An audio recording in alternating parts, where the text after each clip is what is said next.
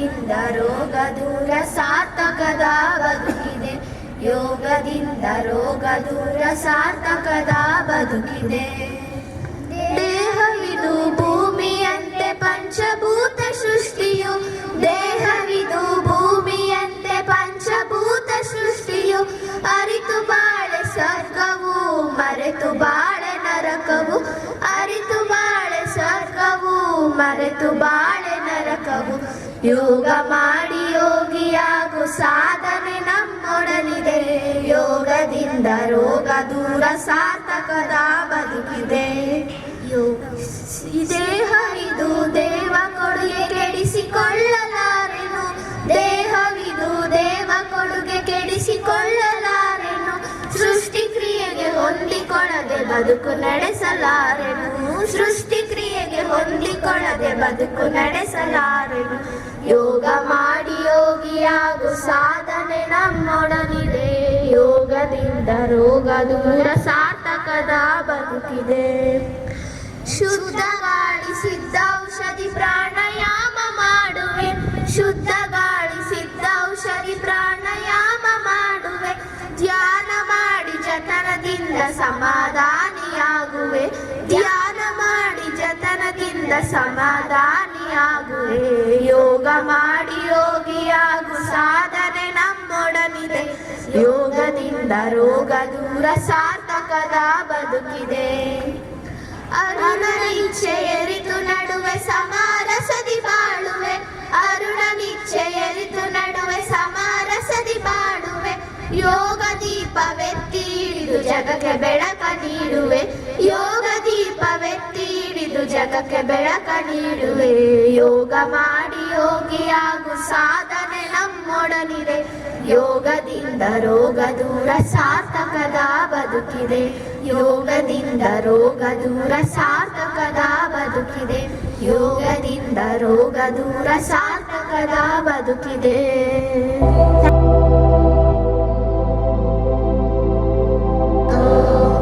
ಸಹ ವೀರ್ಯಂ ಕರವಾವಹೈ ತೇಜಸ್ವಿನಾಮಗೀತಮಸ್ತು ಮಾ ವಿದ್ವಿಷಾವಹೈ.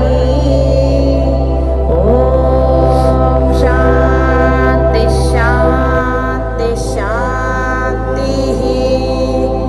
ಗುರುರ್ಬ್ರಹ್ಮಾ ಗುರುರ್ವಿಷ್ಣುಃ ಗುರುದೇವೋ ಮಹೇಶ್ವರಃ.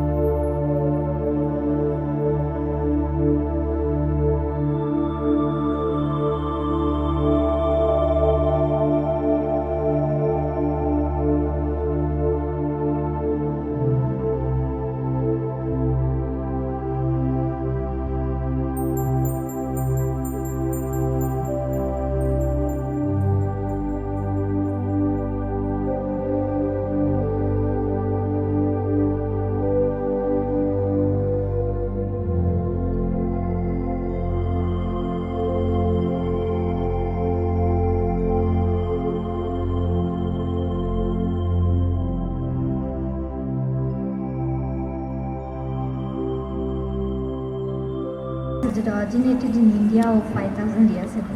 It is a holistic discipline that combines physical, future breathing techniques, meditation to promote overall health and well-being. The word yoga comes from Sanskrit root, which means to unite, symbolizing the connection between mind and body. Today yoga practice worldwide as powerful time. ಜಗದ ನಡಿಗೆ ಯೋಗದ ಕಡೆಗೆ. ಯೋಗವು ಒಂದು ಬೆಳಕು. ಅದು ಒಮ್ಮೆ ಬೆಳಗಿದರೆ ಎಂದಿಗೂ ನಮ್ಮನ್ನು ಕತ್ತಲಲ್ಲಿರಲು ಬಿಡುವುದಿಲ್ಲ. ಎಲ್ಲರಿಗೂ ಅಂತಾರಾಷ್ಟ್ರೀಯ ಯೋಗ ದಿನದ ಶುಭಾಶಯಗಳು. ಭಾರತದ ಸಂಸ್ಕೃತಿಯೊಳಗೆ ಇಂದಿನ ಕಾಲದಲ್ಲೇ ಯೋಗವು ಬೆರೆತು ಹೋಗಿದೆ. ಪ್ರಾಚೀನ ಕಾಲದಲ್ಲಿ ಹುಟ್ಟಿಕೊಂಡ ದೈಹಿಕ, ಮಾನಸಿಕ ಹಾಗೂ ಆಧ್ಯಾತ್ಮಿಕ ಅಭ್ಯಾಸವೇ ಯೋಗವಾಗಿದೆ. ಜೂನ್ 21ರಂದು ಅಂತಾರಾಷ್ಟ್ರೀಯ ಯೋಗ ದಿನವೆಂದು ಆಚರಿಸಲಾಗುತ್ತದೆ. ನಮ್ಮ ಪ್ರಧಾನಮಂತ್ರಿಯಾದ ನರೇಂದ್ರ ಮೋದಿಯವರು ವಿಶ್ವಸಂಸ್ಥೆಯ ಭಾಷಣದಲ್ಲಿ ಜೂನ್ 21ರಂದು ಅಂತಾರಾಷ್ಟ್ರೀಯ ಯೋಗ ದಿನವೆಂದು ಆಚರಿಸಲು ಕರೆ ನೀಡಿದರು. ನನ್ನ ಹೆಸರು ಅಕ್ಷಯ್ ಅಂತ, ನ್ಯೂ ಸ್ಟೂಡೆಂಟ್. ಪ್ರತಿದಿನ ನಾನು ಯೋಗ ಮಾಡಿದ್ರಿಂದ ನನಗೆ ಏನು ಬದಲಾವಣೆ ಕಾಣಿಸ್ತು ಅಂದರೆ ನನ್ನ ಮೈ ಮೂಳೆಗಳು ತುಂಬ ಸಾಫ್ಟ್ ಮತ್ತು ಫ್ಲೆಕ್ಸಿಬಲ್ ಆಗಿದೆ. ಇದು ಅಷ್ಟೇ ಅಲ್ಲ, ನನಗೆ ನೆಗಡಿ ಆಗಿತ್ತು. ಅದನ್ನು ಯೋಗದಿಂದಾಗಿ ಮಾಡ್ತಾ ನಾನು ಬೇಗ ಸರಿ ಹೋದೆ. ಅದಕ್ಕೋಸ್ಕರ ಪ್ರತಿದಿನ ನೀವು ಯೋಗವನ್ನು ಮಾಡಿ ಖುಷಿ ಮತ್ತು ಆರೋಗ್ಯವನ್ನು.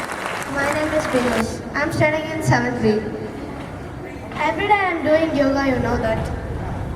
I am reading. My reading is not very well. When these 2 days my readings and my skills are improving. It's the importance of yoga, I think. I think that I should do every day this yoga to read very well, and in my mind good things are coming nowadays. Thank you for telling this. ನಮ್ಮ ಮನದಲ್ಲಿ ಒಂದು ಬೆಳಕು ಕಾಣಿಸಿಕೊಂಡಿದೆ. ಯೋಗ ಮಾಡೋದರಿಂದ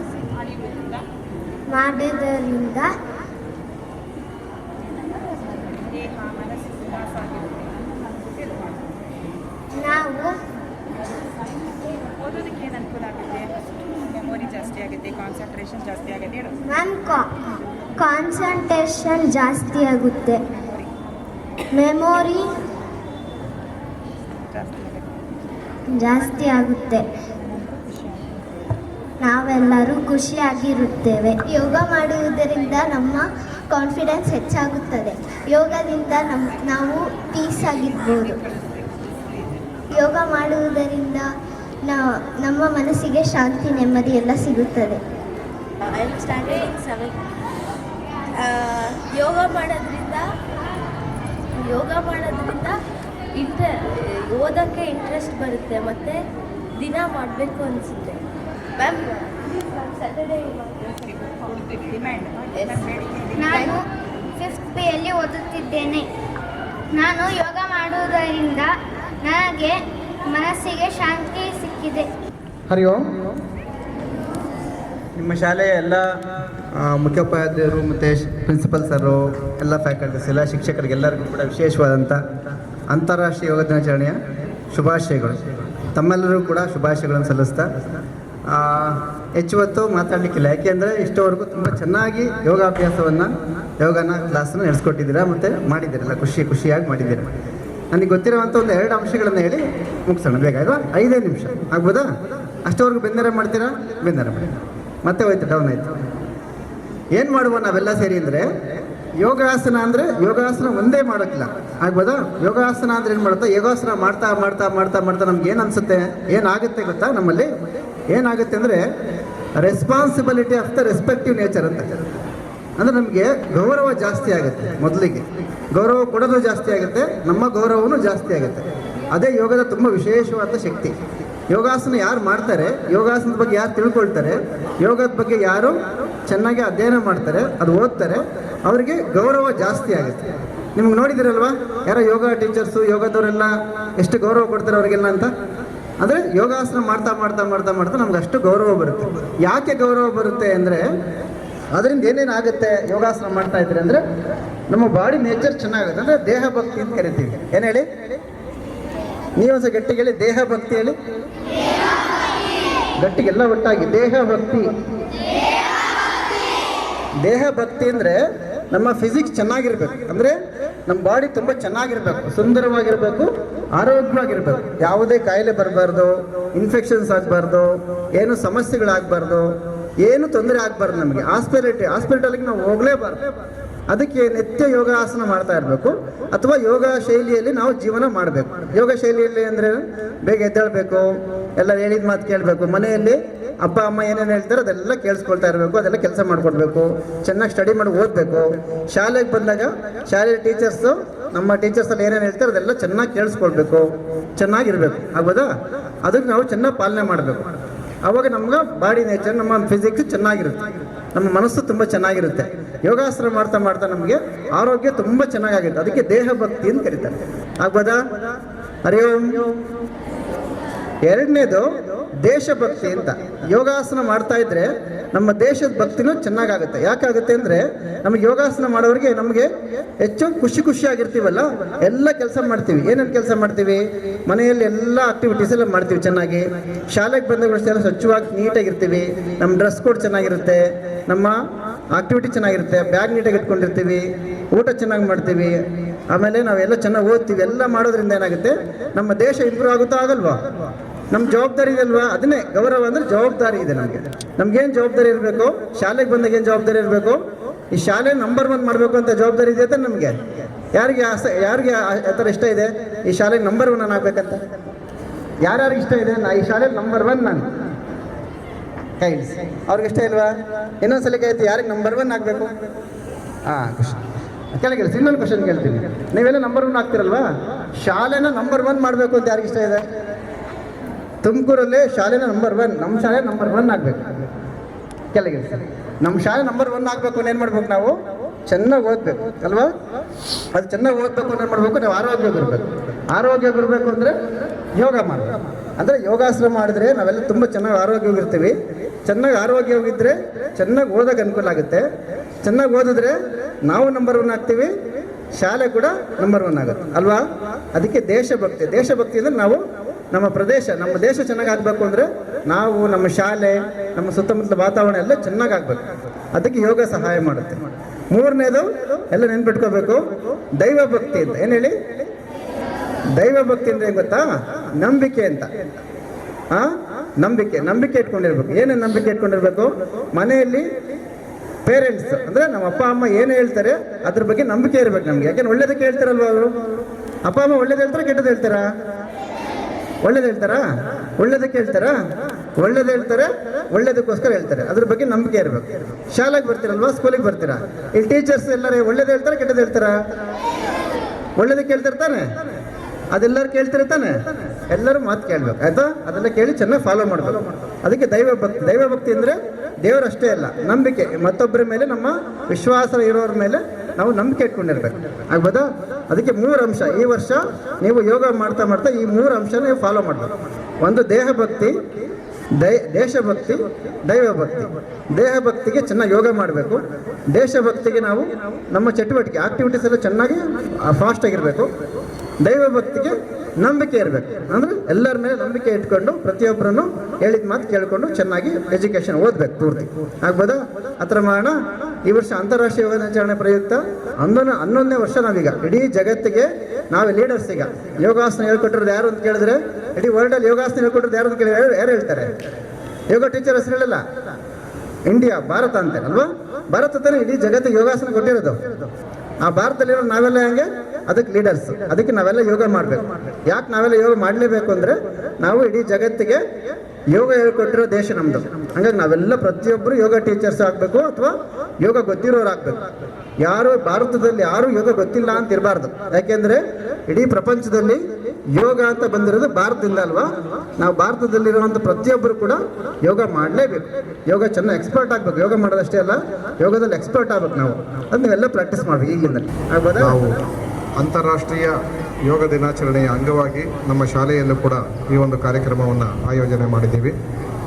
ಈ ದಿವಸದ ಮುಖ್ಯ ಅತಿಥಿಗಳಾಗಿ ಆಗಮಿಸಿರ್ತಕ್ಕಂಥ ಯೋಗಾಚಾರ್ಯರಾದಂಥ ಶ್ರೀ ಅರುಣ್ ರವರೇ, ಮುಖ್ಯ ಶಿಕ್ಷಕಿಯಾಗಿರುವಂಥ ಶ್ರೀಮತಿ ಶಂಕರಿ ಕಾಮತ್ ಅವರೇ, ನನ್ನೆಲ್ಲ ಶಿಕ್ಷಕ ಬಂಧುಗಳೇ ಹಾಗೂ ಮಕ್ಕಳೇ, ಈ ದಿವಸ ನಮ್ಮ ಮಾನ್ಯ ಪ್ರಧಾನಮಂತ್ರಿಗಳು ಅವರ ಆಶಯದಂತೆ ವಿಶಾಖಪಟ್ಟಣದಲ್ಲಿ ಈ ದಿವಸ ಅಂತಾರಾಷ್ಟ್ರೀಯ ಯೋಗ ದಿನಾಚರಣೆಯನ್ನು ಪ್ರಧಾನಮಂತ್ರಿಗಳೇ ಸ್ವತಃ ಬೆಳಗ್ಗೆ 6:30ಗೆ ಆಚರಣೆ ಮಾಡಿದ್ದಾರೆ.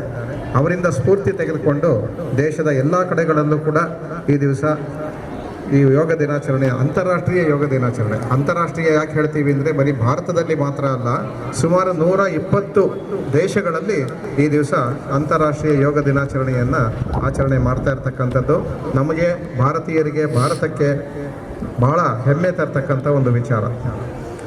ಈ ಒಂದು ನಿಟ್ಟಿನಲ್ಲಿ ನಾವು ಕೂಡ ಕಾರ್ಯಪ್ರವೃತ್ತರಾಗಿ ಯೋಗದಿಂದ ಏನು ಅನುಕೂಲಗಳಿದೆ, ನಮಗೆ ಏನು ಅನುಕೂಲ ಆಗುತ್ತೆ, ಯಾವ ರೀತಿ ನಾವು ಮುಂದೆ ಬೆಳೀಬಹುದು, ಒಂದು ನಮ್ಮ ಪರ್ಸನಾಲಿಟಿ ಅಂತ ಏನು ಹೇಳ್ತೀವಿ, ವ್ಯಕ್ತಿತ್ವವನ್ನು ಬೆಳೆಸ್ಕೊಳ್ಳೋದ್ರಲ್ಲಿ ಯೋಗದ ಒಂದು ಕೊಡುಗೆ ಅಪಾರವಾಗಿರ್ತಕ್ಕಂಥದ್ದು. ಶಿಕ್ಷಣದ ಗುರಿನೇ ಅದು, ಡೆವಲಪ್ಮೆಂಟ್ ಆಫ್ ಆಲ್ರೌಂಡ್ ಪರ್ಸನಾಲಿಟಿ ಅಂತ ಕರಿತೀವಿ. ಶಿಕ್ಷಣದ ಮುಖ್ಯವಾದಂಥ ಗುರಿನೇ ಅದು, ಸರ್ವಾಂಗೀಣ ಬೆಳವಣಿಗೆ, ವ್ಯಕ್ತಿತ್ವದ ಸರ್ವಾಂಗೀಣ ಬೆಳವಣಿಗೆ. ನೀವು ಕ್ಲಾಸ್ನಲ್ಲಿ ಓದುವಂಥ ಪಾಠಗಳು ಸೈನ್ಸು, ಮ್ಯಾಥ್ಸು, ಸೋಷಿಯಲ್ಸ್ ಇವೆಲ್ಲವೂ ಕೂಡ ಮನಸ್ಸಿಗೆ ಇಂಟೆಲೆಕ್ಚುಯಲ್ ಡೆವಲಪ್ಮೆಂಟ್ ಅಂತೇನು ಹೇಳ್ತೀವಿ, ಅದು ಮಾನಸಿಕ ಬೆಳವಣಿಗೆಗೆ ಅನುಕೂಲ ಆಗ್ತದೆ ಅಷ್ಟೇ. ಆದರೆ ಯೋಗ, ಕ್ರೀಡೆ ಇತ್ಯಾದಿಗಳನ್ನು ನಾವು ಅಭ್ಯಾಸ ಮಾಡೋದ್ರಿಂದ ಸತತವಾಗಿ ನಮ್ಮ ದೈಹಿಕ ದಾರ್ಢ್ಯತೆ ಹೆಚ್ಚಾಗುತ್ತೆ. ಹಾಗಾಗಿ ನಮ್ಮ ಒಂದು ಏನು ಮನಸ್ಸೇನಿದೆ, ಮನಸ್ಸು ಕೂಡ ಪ್ರಫುಲ್ಲವಾಗಿರ್ತಕ್ಕಂಥದ್ದು, ಉಲ್ಲಾಸಮಯವಾಗಿರ್ತಕ್ಕಂಥದ್ದಕ್ಕೆ ದೇಹ ದಾರ್ಢ್ಯತೆ ಕೂಡ ಸಹಾಯ ಮಾಡುತ್ತೆ. ನಾವು ಗಟ್ಟಿಮುಟ್ಟಾಗಿದ್ದರೆ, ದೈಹಿಕವಾಗಿ ಆರೋಗ್ಯವಾಗಿದ್ದರೆ ಮನಸ್ಸು ಉಲ್ಲಾಸವಾಗಿರ್ತದೆ. ಹಾಗಾಗಿ man is A combination of psycho physical entity ಅಂತ ಕರಿತೀವಿ, ಸೈಕೋಸೊಮ್ಯಾಟಿಕ್ ಎಂಟಿಟಿ ಅಂತ ಕರಿತೀವಿ. ಹಾಗಂತ ಏನು, ದೈಹಿಕ ಮಾನಸಿಕ ಎರಡಕ್ಕೂ ಕೂಡ ಒಂದು ಸಮನ್ವಯತೆ ತಂದ್ರೆ ಮಾತ್ರ ನಮ್ಮ ಒಂದು ಉತ್ತಮ ವ್ಯಕ್ತಿತ್ವ ಬೆಳವಣಿಗೆ ಆಗ್ತದೆ.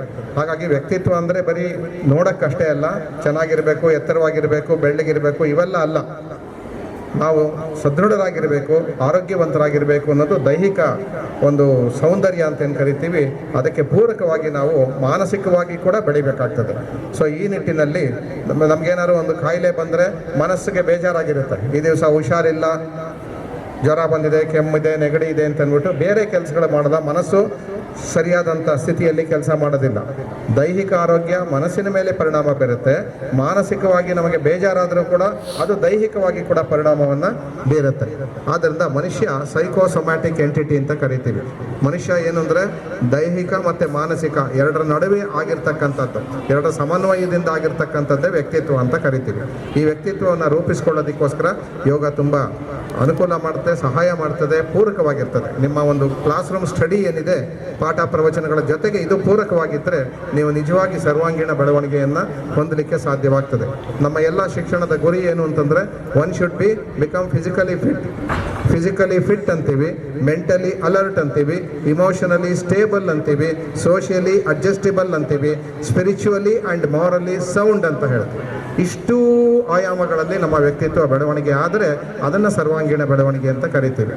ಅದಕ್ಕೆ ನಾವಿಲ್ಲಿ ಯೋಗದ ಒಂದು ಮುಖಾಂತರ ನಾವು ನಮ್ಮ ದೈಹಿಕ, ಮಾನಸಿಕ, ಆಧ್ಯಾತ್ಮಿಕ ಇದರ ಎಲ್ಲ ಬೆಳವಣಿಗೆಯ ಸಮನ್ವಯತೆಯನ್ನು ತರ್ತಕ್ಕಂಥದ್ದು ಯೋಗ ಚಿತ್ತವೃತ್ತಿ ನಿರೋಧ ಅಂತ ಮೊದಲೇ ಪ್ರಾರಂಭದಲ್ಲೇ ಹೇಳಿದ್ರು. ಮನಸ್ಸಿನಲ್ಲಿ ಬರ್ತಕ್ಕಂಥ ನಾನಾ ರೀತಿ ಆಲೋಚನೆಗಳು, ಕೆಟ್ಟ ಯೋಚನೆಗಳು, ಕೆಟ್ಟ ಕಲ್ಪನೆಗಳು ಇವೆಲ್ಲವನ್ನು ತೆಗೆದುಹಾಕಿ ಆರೋಗ್ಯವಂತ ಮನಸ್ಸಿದ್ರೆ ಆರೋಗ್ಯವಂತ ಬಾಡಿ, ಸದೃಢ ಮನಸ್ಸಿನಲ್ಲಿ ಸದೃಢ ಬಾಡಿ ಅಂತಾರೆ. Sound mind in a sound body ಅಂತ ಅರಿಸ್ಟಾಟಲ್ ಗ್ರೀಕ್ ಫಿಲಾಸಫರು ಎಷ್ಟೋ ಸಾವಿರಾರು ವರ್ಷಗಳ ಹಿಂದೆನೇ ಹೇಳಿದ್ದ. Sound mind in a sound body. ಮಾಡಿ ಸೌಂಡ್ ಆಗಿದ್ದರೆ ಅಂದರೆ ಶಬ್ದ ಮಾಡೋದಲ್ಲ, ಸದೃಢವಾಗಿದ್ದರೆ ಆ ಮನಸ್ಸು ಕೂಡ ಅಷ್ಟೇ ಉಲ್ಲಾಸದಿಂದ ಕೂಡಿರುತ್ತೆ, ಪ್ರಫುಲ್ಲವಾಗಿರುತ್ತೆ. ನಾವು ಎಲ್ಲ ರೀತಿಯ ಕಾರ್ಯ ಸಾಧನೆಯನ್ನು ಮಾಡಲಿಕ್ಕೆ ದೇಹ ಮತ್ತು ಮನಸ್ಸು ಒಟ್ಟಾಗಿ ಕೆಲಸ ಮಾಡಬೇಕು. ಒಟ್ಟಾಗಿ ಕೆಲಸ ಮಾಡಿದ್ರೆ ಮಾತ್ರ ಸಾಧನೆ ಆಗ್ತದೆ.